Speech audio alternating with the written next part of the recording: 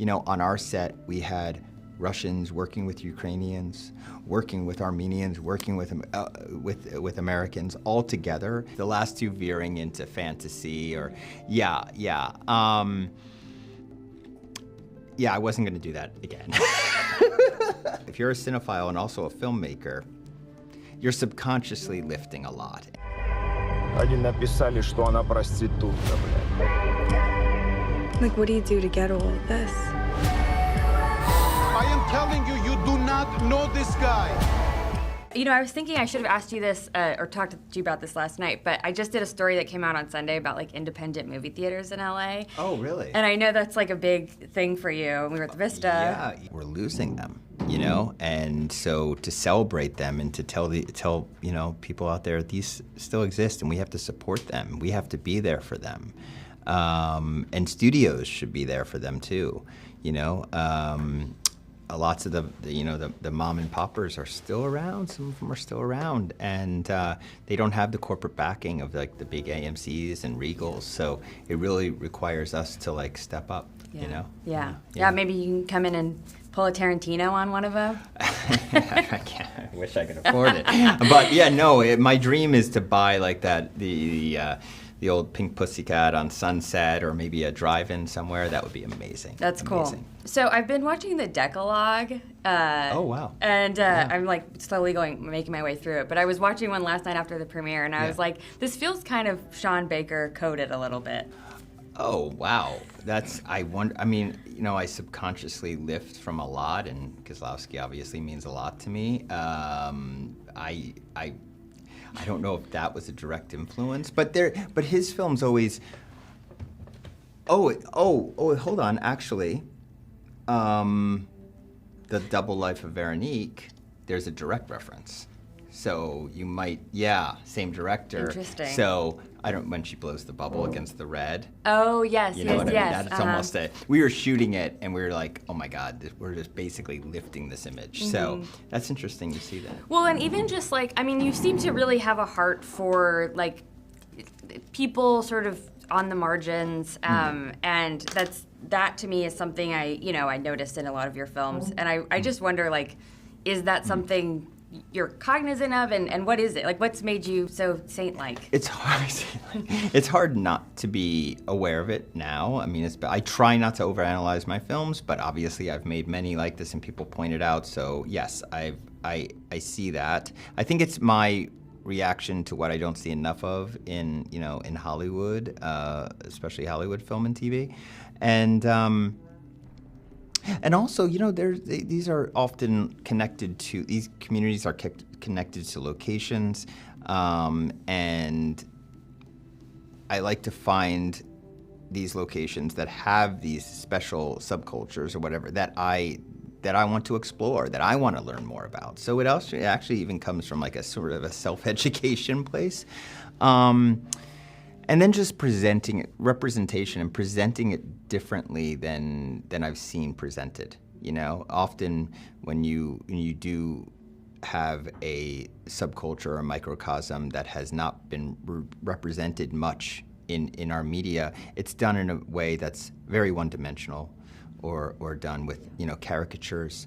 And my whole goal is to do the opposite with that, to have fully fleshed out three-dimensional characters that audiences can connect with, see themselves in them, even though they would think, oh, I could never perhaps identify, with this group or this livelihood or this what's the other word? Lifestyle. Sorry, a lifestyle. But I'm connecting with this person and I'm rooting for this person. That's where empathy comes from, when one sees themselves in others. I know you've talked about the end of your films are always something you think about early on. And, after, I know that you don't do this every time, but after Florida Project and Red Rocket, I was kind of waiting for this surrealist, sort of really different aspect of Anora to come. Okay. And then I still got the gut punch, though. Oh, I see. Because the last two veering into fantasy or, I wasn't going to do that again. No, I wanted to keep it grounded. That was very important for me. I guess with this film, because I was sort of taking us on hopefully taking the audience on a roller coaster ride through different tones and genres, I knew that I had to bring them back to a place of grounded reality, to a sobering moment, to really sit there and to see, to feel the reality of the situation and what Annie is really living with. And I think so therefore I couldn't go into a fantasy place at the end. But I still wanted to give a very impactful ending. That's as you said, endings are everything. It's what you're going to leave the audience with and what they're going to be thinking about seconds later when they step onto the sidewalk and what they are hopefully inspired to talk about.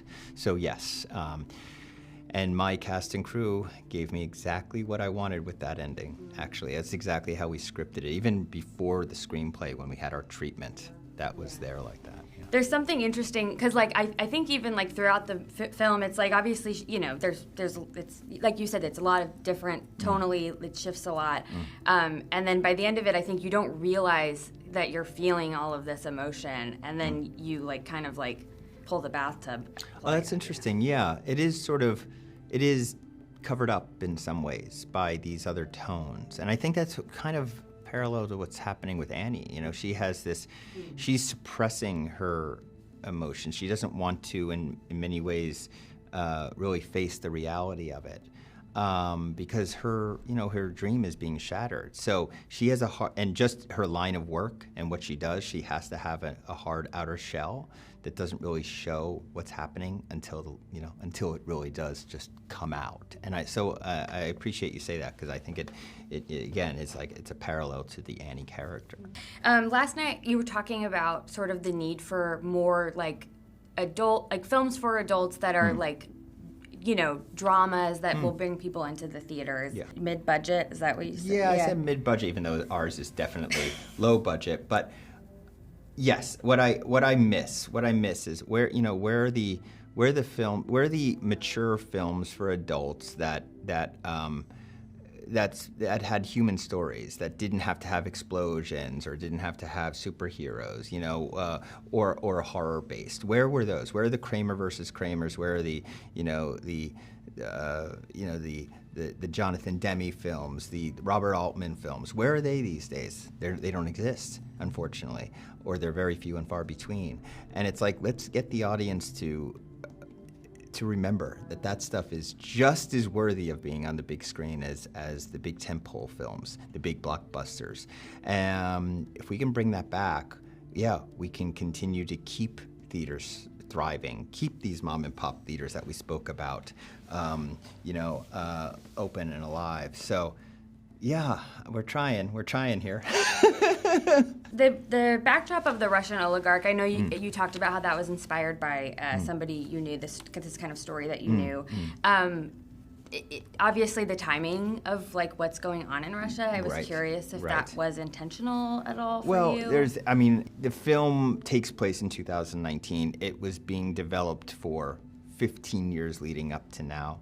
And yes, we chose to go now, but we chose to go now because in many ways I feel art and film can bring people together and humanize people. On our set, we had Russians working with Ukrainians, working with Armenians, working with Americans, all together as artists, trying to create something that was about love and about universal themes. And I think that's what's important. That's what should be focused on.